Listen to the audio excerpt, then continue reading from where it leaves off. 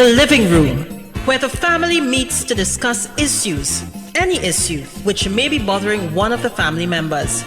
That's what we do each and every Tuesday on WAC 90.1 FM with Riacrdo Mitchell and DJ Aaron868. We have casual conversations on serious topics, from sports to culture, mental health to economics, relationships to life lessons. Join us each and every Tuesday on WAC 90.1 FM. The living room, casual conversations on serious topics.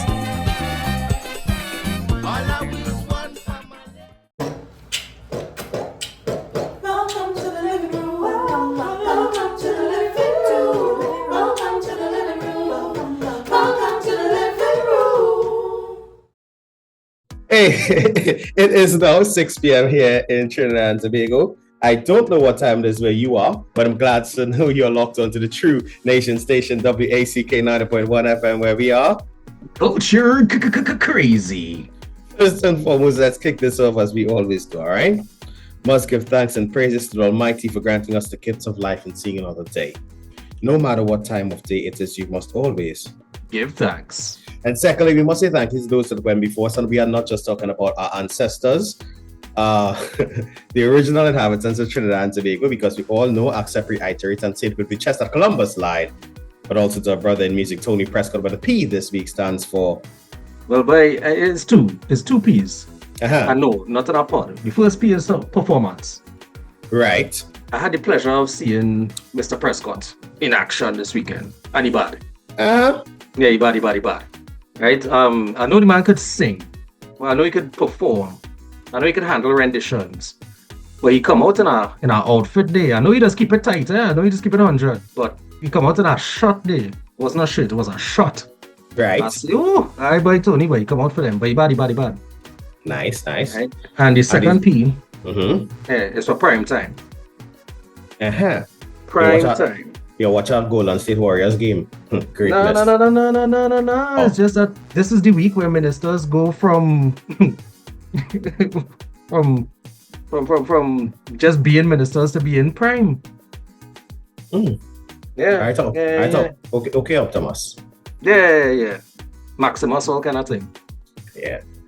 He's now MX, not Maximus. MX. Right? Yeah. So, I would nearly call the man SX Prime, yes. I would like to extend congratulations to his Honorable Prime Minister, Stuart Young, on his appointment as the 8th Prime Minister of Trinidad and Tobago. The second youngest. All right. Nicely, man. So wait. Who was the youngest? The youngest was the late Patrick Mervyn Augustus Manning, who was sworn in at the tender age of 46. So that means if I make a play for it in 2 years' time, I still have a chance of being the youngest. Get them party cards intact. What we could do, eh? You could do that. I prefer to remain on a line. So if I was to get into the political arena with the intentions of, not just fighting a good fight, but winning the thing, you wouldn't support me, Aaron? You wouldn't align? I would support you from a distance. You wouldn't align? I prefer to remain on a line to any political party here in Trinidad and Tobago. I am country first, as Black Stalin said. Sorry, let me phrase it correctly. You had to put party you could never put party before country. Mr. Williams, I am both proud and disappointed at the exact same time. Mm-hmm. One would think that were I to engage the system, that you having the personal knowledge, the ethical understanding, you first-handedly knowing who I am and what I am capable of, who I represent and what I would stand for, that you would support me remotely. You know what? Let's put it even better for you. I would vehemently speak well of you because they will come to me for interviews to ask me of your character. Mm-hmm. I will speak highly and well of you.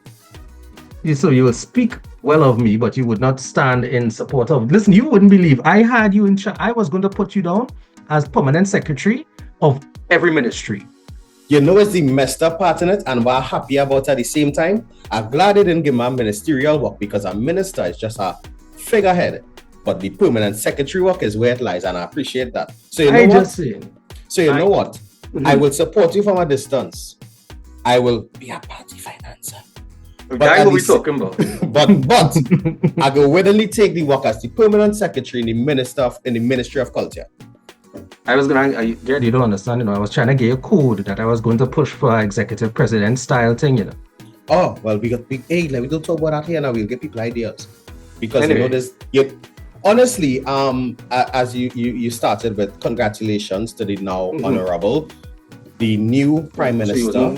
He was honorable before. He was honorable. The now honorable Prime Minister of Trinidad and Tobago, Stuart Young SC. Our new Attorney General. Right? Camille Robinson Regis. And our ministers we'll get on into that a little bit later. Right. So congratulations to all the ministers who would have held or retained their posts, and the new ministers who would have coming for the first time, along with those who would have shifted position as well. If social studies was still something for SEA, them children would have been in shambles. Yeah. I remember the first time I cabinet reshuffle. I would think I was in primary school still, and then we had to learn all these. It'll be easy out here. But again, there are a few things we have to address before we go any further inside today's episode. One is who we are. One, if you don't know the voices that have been rambling on for the past couple of minutes about the parliamentary reshuffle and this unprecedented move in the history of politics of Trinidad and Tobago. This is Aaron868. I remind you each and every time that culture is my code, and I sit here alongside my bro with no fro. Gotta mature the social sage on the global stage. All right. And Cardo, before we go any further, I have some questions to ask you. Go for it, Aaron. One, who is Sherwin Joseph? Listen, Sherwin Joseph. So please, you know what? I don't know if you'll be able to catch us on here, but send a message in the chat or something as to why the young lady. There was a young lady. We could say where. Anyway, a young lady last week accosted me while in the performance of her duties as a retail agent for a frozen delicacy establishment. AKA ice cream shop, right? Right. And this young lady swore that you and I were friends, so much so that she see me in a bar with you. All right. All I'm saying is, she saw you in a bar with him, and she was able to recant the story by saying he showed her a picture of both of you. So I am confused as to why would anybody have a picture of me that they would use as evidence of knowing me personally? Because he's a popular fella, but go ahead. Pardon me, sir?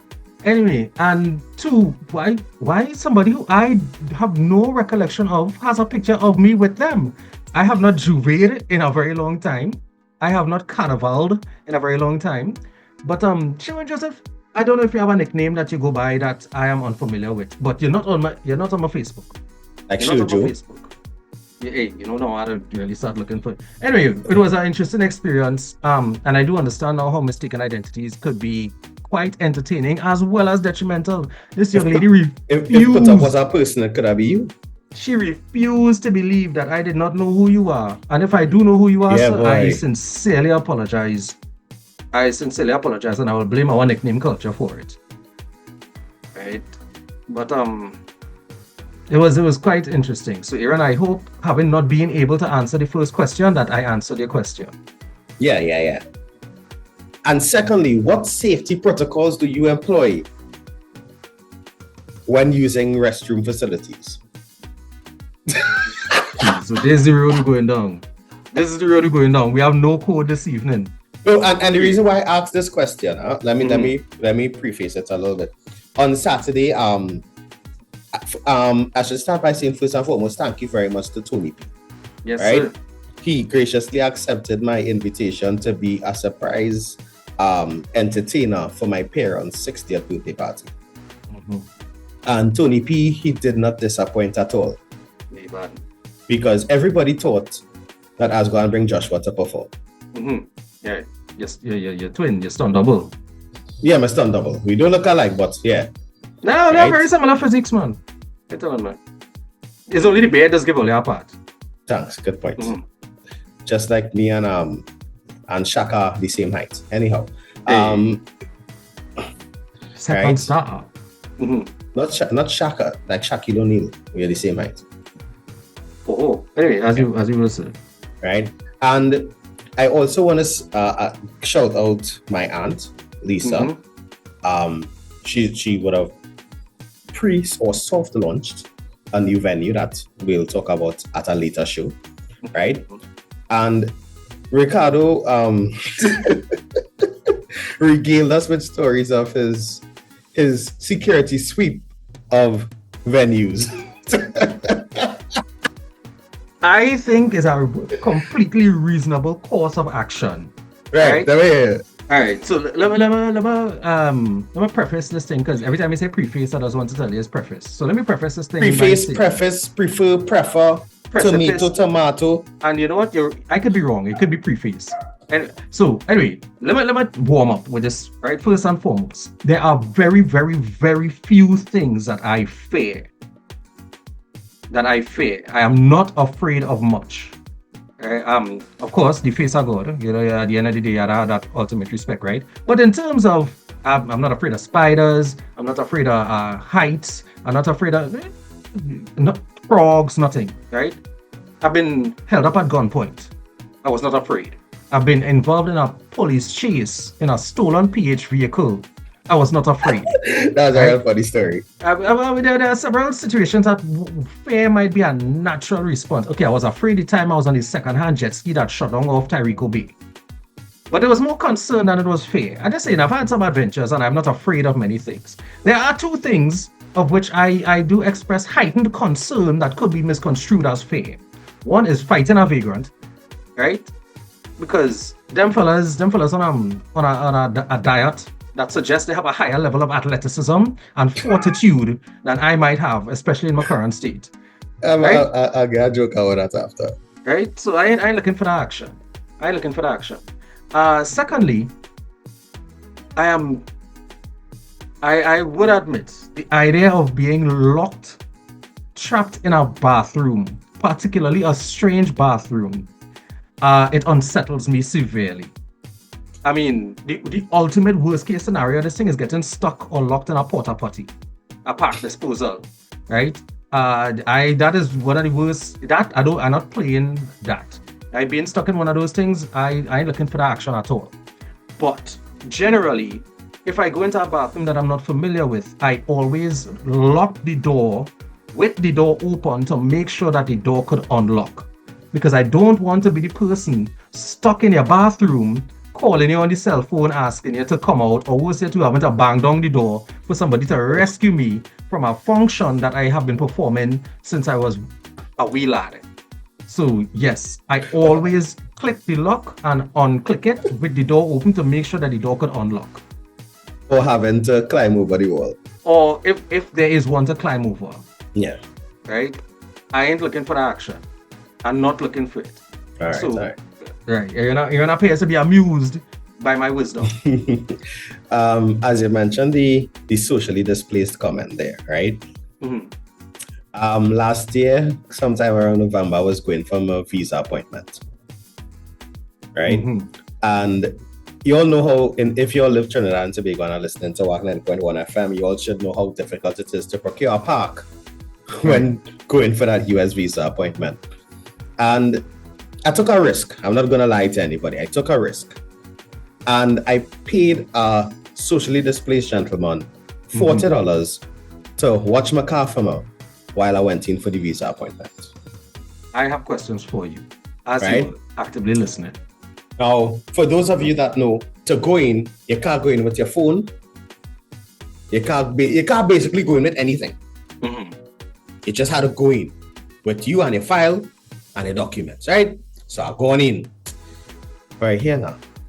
That was the uneasiest 2.5 hours of my life, because How was I to know that I could trust push-up Paul? And here why I call him push-up Paul, and the reason why I paid him the $40. When I get the park on the side of the road, this man was doing push-ups. So I say, you know what? If anything go wrong, I know push-up Paul with this new wealth of $40 will look out for my vehicle and fight vehemently. I want to apologize. Long story short, when I came back out 2.5 hours later, the car was still there. Mm-hmm. And push-up Paul was still doing push-ups. I don't know if he took a break in between. I asked him. If he just started back doing it just to impress me when I came back. And he said, no, he's doing it in sets of 100. Sets of 100. No, sets of 100. No, you understand. Yeah. You understand my inclination to avoid a physical confrontation. Yeah. With a victim at institution. Yeah. And the gentleman's name is actually Paul. So push-up Paul is an apt description. Yeah. Okay. Of the gentleman. And during the carnival season, I did pass back on the same street just to see if I saw Paul. Mm-hmm. And I'm not gonna lie, I did I saw him once. I did stop and get him something to eat. Hey, well, right? So I know people, I don't know if Paul would listen because there are stations on that street I heard listening to WAC. Mm-hmm. So Paul, if the shop on the corner playing WAC, thank you very much for looking at my car. And if I ever pass back and see you, I'll get you something to eat or something to drink again. Yeah, because in fact, I'm gonna do one better. If anybody in a position to bless up, push up Paul, we would appreciate it. God bless you. Yeah. Right. As we're talking about push up. No. We pause. Uh-huh. One, I want to apologize because I didn't realize that his name, the pseudonym that you had granted him was Push Up Paul. I thought it was Pusher Paul. And I was going to tell you that I think it was very, very poor form of you to call him on that and then worse yet to do it on air. So I apologize for my misinterpretation. You are generally a very, very eloquent person with excellent diction. So I should have known that Push Up Paul was Push Up Paul and not Pusher Paul. Right? Secondly, Aaron, I do have a question for you. Oh Lord, I do have a question for you. I am curious as to what you expected the gentleman to do in the event your vehicle was being tampered with or even towed. What was your realistic expectation of the intervention you anticipated? But to be very honest, I didn't even know. But I know for sure due to technology, I would have known if my vehicle was being tampered with. I would have known it if it was being towed because the alarm would have gone off. So you were within proximity of hearing the alarm? No. I didn't even have a watch. But that's what I was saying. I want to know. But my mother or my brother would have got me text message. Okay. All right. So somebody would have been notified of what was taking place. And tell you that don't hire Paul again. Well, Paul couldn't do nothing if there was wrecking, huh? What did you do this?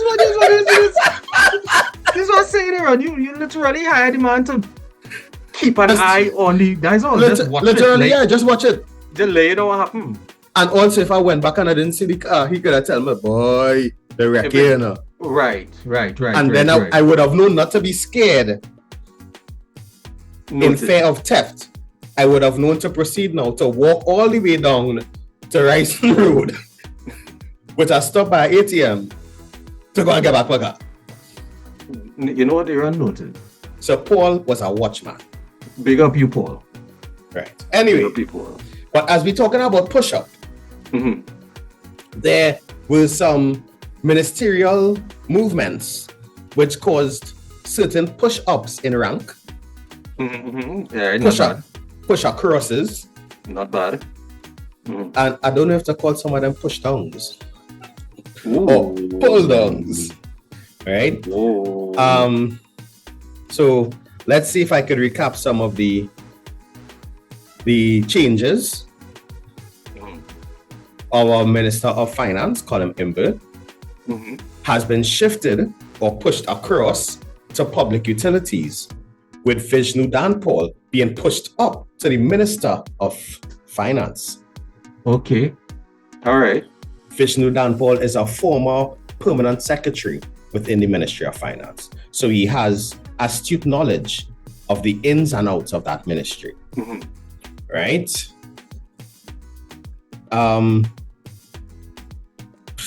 Russell Lyons, MP Russell Lyons, is the new Housing and Urban Development Minister. Serious. He replaces the now pushed up Attorney General Camille Robinson Regis. Yeah, we'll continue. I'm listening. Fitzgerald Hines. I don't know how to describe this one. He was pushed. Yeah. Around. He was pushed. Thank you. He was pushed around and is now a minister in the ministry, a minister in the office of the Prime Minister. And Marvin Gonzalez takes his role as the Minister of National Security. He wasn't utilities before? Yeah. So utilities going to security. Right. Finance going to utilities. Finance going to utilities. And security gone by the Prime Minister. Interesting. Very interesting. I will not say what I'm thinking. I honestly have a thought, a real weird thought to come up there. Interesting. Disconcerting even. Anyway, congratulations to all involved. I hope that this is a signal of transformation, that Trinidad and Tobago as a nation is on the up. I always say that things can't get better unless something happens. And something has happened. So let's hope that things do get better. Yeah, that's the average version. I normally say that nothing gets better without something changing, and nothing changes until something happens. So you just cut out the midpoint. Yeah, just cut out the midpoint. Interesting though. With that, all those changes being said, as we said, it's an unprecedented moment in the history of Trinidad and Tobago, because the exiting Dr. Keith Christopher Rowley is the first Prime Minister in the history of Trinidad and Tobago to demit office. And I think that is something that both Ricardo and I are somewhat proud of. Yeah, because we have always spoke very loudly, clearly, and with our chest that one lesson everybody needs to learn and exercise in life is knowing when to leave. Allow yourself to retire in peace. Yes, sir. And not peace as in P-I-E-C-E, P-E-A-C-E. Yeah. Retire in peace, and that is what Dr. Rowley did. And we wish him the best in whatever his next chapter is, whatever his next move is. And I hope he enjoys his retirement. Yeah, I do believe there was something that MP Rodney Charles had started about a year and a half ago, and something that he's echoed several times, that removing yourself from electoral politics doesn't mean that you don't have anything to offer the country. Right? It would be important for us, and he was on CNC3 this morning, actually, and one of the things he said was that this can be a season of potential mentorship. As an elder statesman now, the things that you could, as he says, the US system allows for a very appealing retirement package for those who have finished serving. People get to lecture, they write books, they travel and represent. So there are opportunities that exist after retirement that were they in place within our systems, that was retirement more attractive and purposeful, we wouldn't have people holding on to positions for as long as they do. So this is an encouraging thing. As you said, Aaron, it is unprecedented. Let's hope that it turns out to be historic. Correct, is right. And what I would say as well is that this move gives me some hope, similar to something that I echoed last week, in the vein that you don't have to wait until you reach in your 40s or your 50s to get involved in Calypso. It shows that there's hope that once positioned well and you make the right moves, you network well, you educate yourself within the political landscape. Once those who are there see the need to succession plan and successfully pass the baton with proper training and time, there is hope that younger persons can reach the leadership positions in our country. You know, I have a series of thoughts here that I realize maybe this program is not the best suited for it. But I am wondering. Lord Father, why do I? I am wondering. Let us acknowledge briefly and with as much delicacy as one could muster. There was some contention as to the ethnicity of the leader. And the reason I'm saying it like that is because there were concerns that he had not connected with what has generally been the grassroots demographic of the party. And it just occurred to me that if the US is giving us a cold shoulder and the other major financial superpower in the world is China, because China has made investments in everything. Almost every nation that would let's put it this way, the US owes China money. Let's put it this way, China invested in Earthing. Yeah.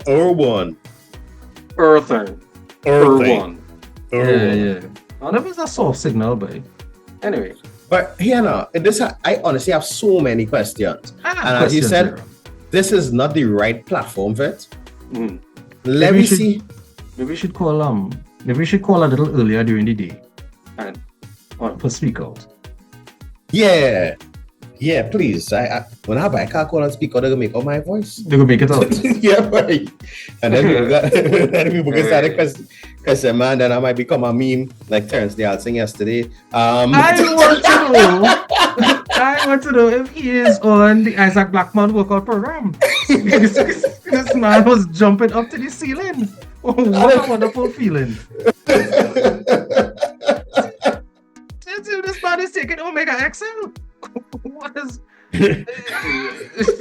Hey, honestly, I'm not going to lie. Hey, big up Omega XL for looking for people to sponsor. Looking to sponsor. I mean, we are a program that's willing to sponsor. Please contact us at djaron868@gmail.com. Hey, go for it. You know, I ain't lie. I at that age now where I just spontaneously start liking Patroy. So, and man, you now started like good thing. But I'm telling you, just so I wake up in the morning and realize Patroy delicious. Compliments to the chef. But what I mean is, right? You eating chicken? Is it meat? Yeah. A good pap try and stewed chicken or stewed beef. It is a winner. I get with some jasmine rice. Serious. What? Like I know how to live, but you anyway. No, seriously, we could take our Omega XL contract if we get. If Karen Pollard better than me. What are you trying to say? Yes, he is. Don't think you know what? Sorry. In what? In what area, Mr. Wood? You're a better DJ. I guarantee you that. You're a better announcer. You might be a better accountant. There are several ways in which you're better than Karen. But in the way that matters, cricket. I mean, he's an excellent speaker. Yeah, he is. Very eloquent. He's a great tactician. Sometimes too good. Sometimes too good. He does over science the thing. He does Pep Guardiola the thing every now and again. But let's put it this way. I can understand how difficult a decision it would be if Omega XL had to choose between you and Karen Pollard. I can understand why it would be a difficult decision here. So for them to choose him. Hey, I don't go and lie all yet. Yeah, man, I can take the contract. I taking it, brother. Yeah. Come on. living irresponsible. Listen, I give you rest a bottle. I give rest a bottle right here. No? Brother man. Anyway, Right, I right. changed locations ever so often. So, But the thing is a bottle, not a bucket. You can carry it with you. yeah. Anyway, Um, that was not free promotion. it wasn't free. We just trying to get That- sponsorship. Yeah, we trying to help Kenny. You know who else I take a sponsorship from?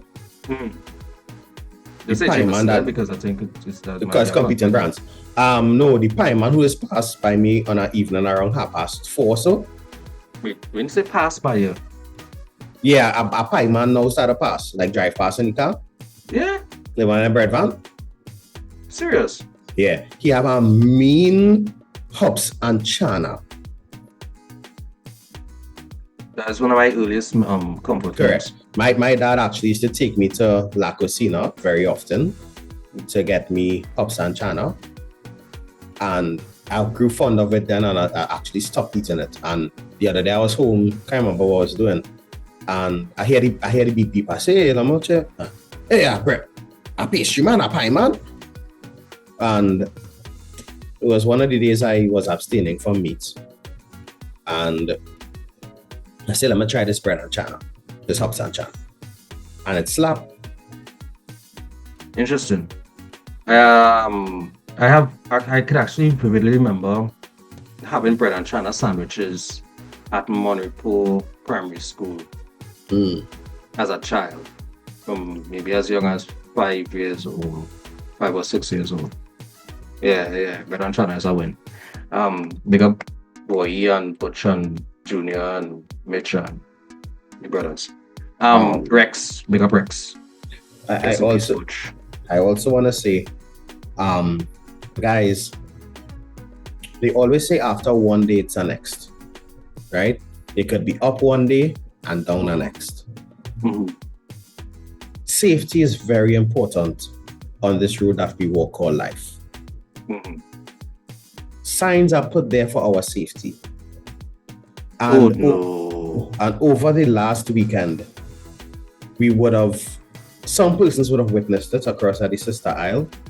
But there was the unfortunate incident of the young pilot who would have recently shared his story as to how he got into aviation and how he got to where he was, and who is now in a state where we don't know what is going to happen with him. Right? So if you are visiting the beaches, because we know there's a long weekend in the next couple of weeks, then there's Easter weekend coming up, or even just visiting the beach in general, if you see signs indicating for you not to dive, please don't dive.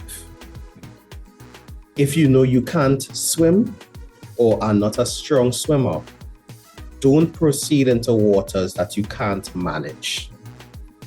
Avoid the areas that the lifeguards, if there are any available, tell you to avoid. Please be mindful of the flags. Please be mindful of the whistles. Correct is right. Yeah. That was what on I think it was Sunday evening, while scrolling X, well, formerly known as Twitter, I saw it come up and I was like, what? So we do wish that he recovers without any major damages. We could do better than wish. We pray that he recovers. We could pray that he recovers. Yeah. And I'm happy you brought up Riacrdo. Yeah, because exactly. I was gonna do it when you brought up abstaining from meat that day when you jam your channel. Yeah.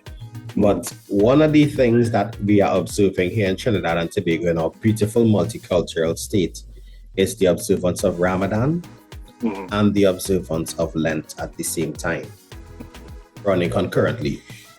I think we are supposed to celebrate Eid on the 31st of March. Or thereabouts, yeah. Or thereabouts, and then Easter is on the 18th of April.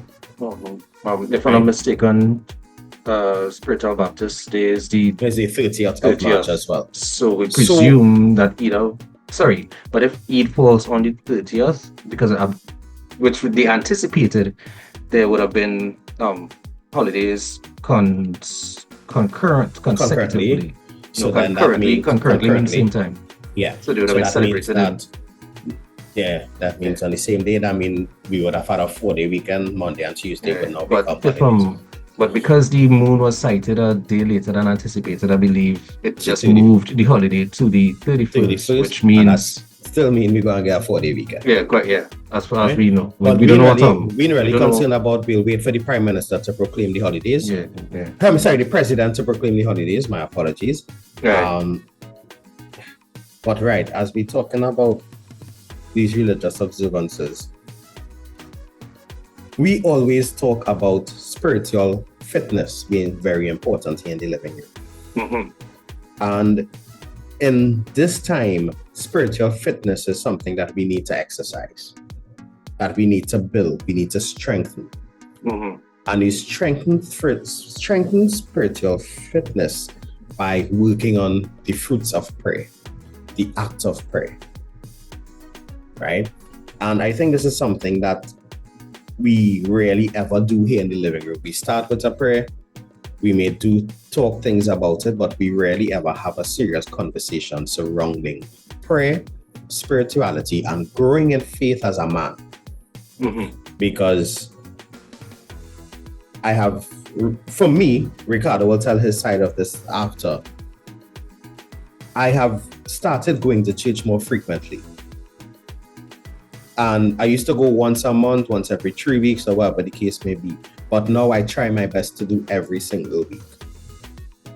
And at least 60 to 70% of the population within the church that I attend in Superior, La Divina Pastora, it is women.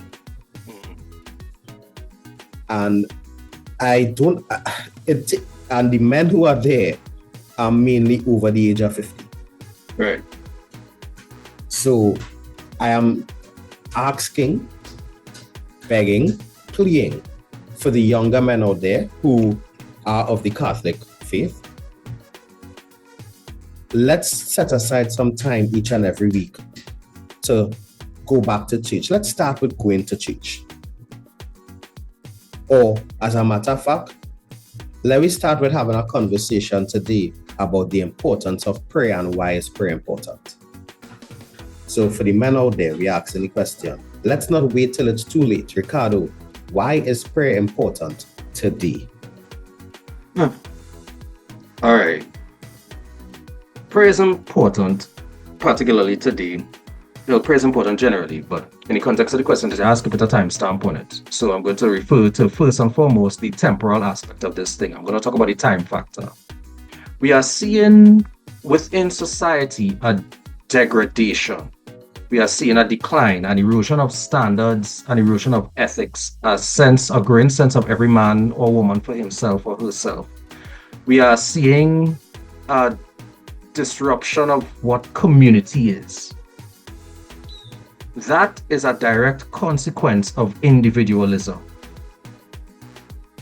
One of the advantages of being religious or spiritual or ultimately godly is that it challenges the sense of self that dominates survival. Now, if I am short of food, there are things that I will do to get food. If I'm short of shelter, there are things that I will do to get shelter.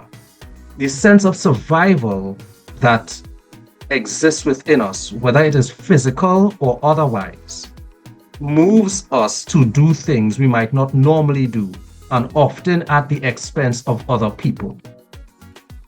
So, recently I was in an interview with Abiyo Jackson and Keegan Taylor on another program I'm involved with. Big up Chit Chat with 2 T's and JL Valdez, counseling therapist. One of the things that came up was that crime is not an ethical issue. It's not strictly a moral issue. Criminality is not necessarily a moral issue. It's not like it have just good and bad, which is why crime occurs. People do things based on needs that they have and things that motivate them to fulfill those needs. It is not always physical. It is sometimes psychological. It is often, and some people would even argue so much as to say it is always spiritual. Prayer is important because it establishes communication between you and God.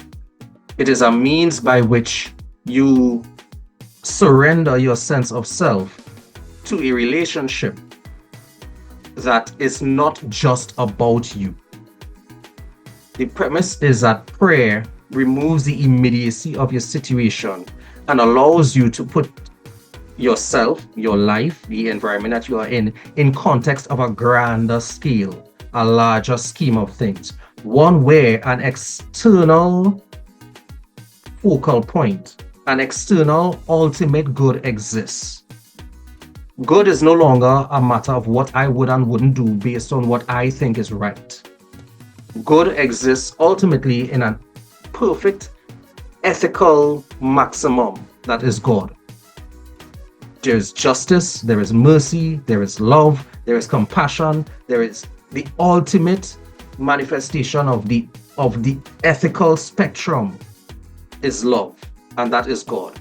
And prayer is your connection to that. Now, prayer is not just you talking to this external entity. Prayer it positions you to be able to hear from and receive from this external entity. The challenge we have with prayer, particularly today, and again, I address it today because that's what you're asking, is that our challenge for attention is so high. Our challenge to survive, to obtain, to achieve is so high that we are not sitting still long enough to find the peace that allows us to communicate with God. And even if we do take the time to pray to God, we very rarely take the time to listen for reply. Prayer has become a task that if you do it, you tick the box and you move on. Prayer is important because it stills us long enough to give God a chance to intervene. We are motivated to fix, solve, address, produce, provide. We are motivated in today's age to keep doing. Prayer requires that you stop doing and you be. You be still. You be truthful. You be mindful. You be attentive. Sometimes prayer requires that you be considerate and compassionate. It requires that you might be merciful because there are times when you do not have peace within yourself because of something that you are holding on to because somebody did you an injustice. And prayer requires in most cases that to create an environment for peace, you have to remove the things that challenge your peace. So it means you might actually have to forgive somebody something so that you have peace.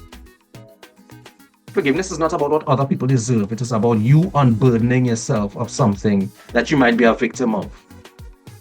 So prayer is important because it gives us a real escape from the pressures and challenges of modern society and affords an opportunity for us to not just connect with God as creator, but to allow the creator to connect with us. I don't know how I do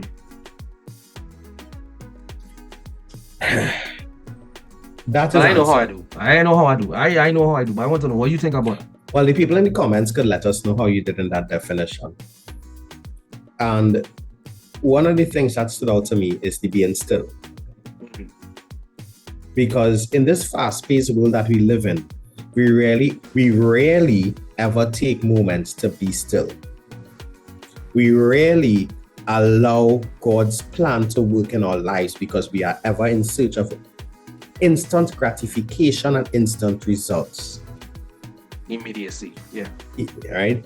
And sorry, one of the things that I can attest to, God works in your life and you don't even know. Right? Max. And I would share this as the reference to it and the testimony to it to an extent. You think that I joined WAC last year and all of a sudden you see me doing all these shows? One of the prayers I have been praying from since I entered the media was to be a voice within the sphere to bring some level of succession planning because I don't want to say fed up, but I was tiring of hearing the same voices over and over. So I wanted to get myself there, and I was praying to God for the opportunity to it. Praying to God for that opportunity. Mm-hmm. That prayer started almost 10 years ago. All right. God put me in a position where, for those that know me, I don't like to talk plenty on a mic. Mm-hmm. Yeah, use one of them fellas when they're playing your music, is the music playing? I like to play music. Mm-hmm. But God put me in a position that when I started work, I had to talk. He put me in a position where go and do the ladies' room with Marsha. He put me in a position where Marsha left, and now I had to step up and do the ladies' room then on my own. To get in a place where I could get comfortable to speak. And then COVID happened. And then came the pivot. Mm-hmm. He put me in a position where I could not have said no when the opportunity came to me. Because in the principle, you can't be praying for something and not be willing to receive it when it is presented to you. Because all the work that was put before you is the work that prepared you for the moment and that opportunity that when it is presented to you, for you to say confidently, say it with your chest, yes. And after you say yes, thank you, God, for the opportunity. Because if you're praying for it, God will provide. But you have to be still in the moment to understand when it comes to you. Because instead of being, wait, not coming to me, let me go and look for something else. It didn't come in your time. It came in God's time. And you know what is the thing about it that a lot of us don't understand? And let me break it down again to other examples which people may think are not true examples. The stress that you're putting up with in your job, that you're saying, God, I want to be able to become a manager one day. God, I want to be able to have my own company. The stress that he's putting you through at your job, which you can endure with him, because all things are possible with Christ. Mm-hmm. And he will not give you a cross that you cannot bear with him. I am saying it to you, that those opportunities to learn in the workplace that's stressing you out could be preparing you for that business that you want to open later on in life. It could be preparing you to become a CEO or even the next Prime Minister of Trinidad and Tobago. Pray without ceasing and thank without stopping when the opportunity comes.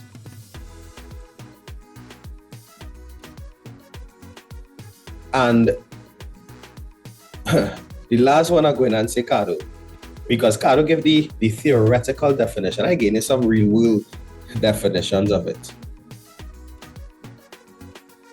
Being still is something very important. You sit the ride in the taxi. Mm-hmm.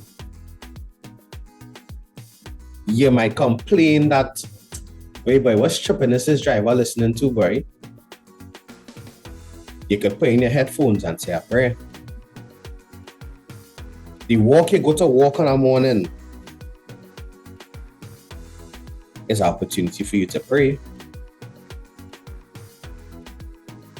Don't come off your bed on a morning without saying, thank you, God, for giving me the gift of life to see another day.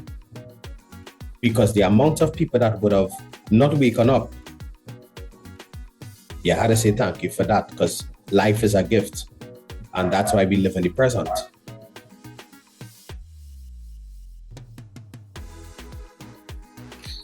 There's so much we could say about this. Yeah.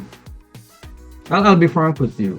I know it is in my future to end up on a Sunday program, and by hook or by crook, I could talk about God the whole day. whole literally, and I've done it. I talking all kind of 10 and 12 hours for the day in meetings and conversations, and although don't get I bought it. I will thank you, Aaron, for the opportunity to explore this kind of conversation, because one of the things I've experienced is that a lot of people have an intellectual experience or understanding of God, but don't have a personal relationship or have not had personal encounters with him. So the idea of this man in the sky who may or may not be real, who might or might not answer them, is removing from people a very essential tool for not just the survival, but their prosperity, for their fulfillment of purpose. Right? I will tell you that reframing your experience with scriptural or even from an eternal space changes things, and it gives God permission to change you. One of the challenges that we have playing talk bad manners, Aaron, is that people want things to get better without doing anything differently. So a lot of people pray for miraculous intervention and divine assistance, which is all well and good, but it is almost an insult, and this is not scriptural, but this is just a philosophy, that it's kind of an insult to lean up on a shovel and pray for a hole. You understand? Part of the existence we have is to walk out spiritual things. And a lot of us not willing to do that. So what we want is we want the genie in a bottle type situation, where if I do certain things and I say it a certain way, I'll get what I want. If I rub the lamp the right way, I'm supposed to get what I want. And a lot of the times it is important for us to be still, because being is more important than doing. And being means that whatever you act out is not performative. It is an expression of what is going on within you. So I'm not feeding somebody for the likes. I'm feeding somebody because somebody is hungry. I'm not doing there's a lot we could go into, but in the interest of time and the immediacy, wink wink, of the question, why is it important to pray now? Because if we had the answers, things would be working already. There is an element to our life, to our existence, that is not just intellectual, that is not just physical, is not just mind, is not just body. There are things that are going on. There's enough food in the world for everybody. There is more money and more wealth on the earth right now than there has been in the history. There is enough, but there is also something else. And if we don't take the time to address this something else, it will continue controlling the way that our lives are experienced. And prayer is an opportunity for God to influence the way that your life is unfolding. So if you're dissatisfied with the life that you have now, you could work your nuts off. There has to be an intervention. However, you could pray all you want, but if you're not willing to do anything, well then, oh God, then you're making a mockery. So prayer without action is a waste. Faith without works is dead. Just like I say, education hoarded is education wasted.